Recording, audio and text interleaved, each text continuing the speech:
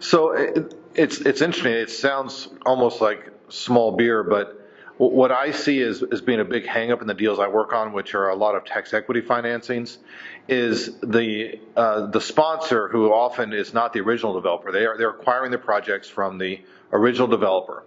and there are all sorts of contractual relationships in place with the hosts and the off-takers, as well as the original developer, the seller, under that transaction. And the tax equity investor wants comfort and confidence that all those contracts are enforceable, are in place, and will be respected. And so they're looking for estoppels or other documents to give them comfort on that. And so that's an area where you often end up where the tax equity is looking for things that the sponsor hasn't yet acquired from its customers or from its seller, and so you can end up with some delays in your tax equity financing.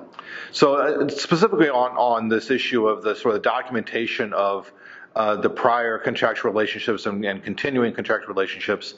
you either have to get new estoppels when tax equity comes in, which can be difficult because the commercial relationships with the off-takers and the hosts, or with the sellers under the prior MIPA transaction where the project was acquired,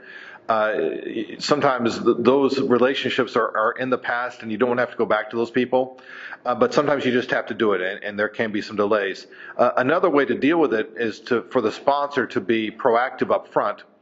and to try to get estoppels at the time of acquiring the projects that will be broad enough to cover a subsequent financing transaction, so they can provide those to the tax equity investor, and the issues are pretty much already taken care of from the tax equity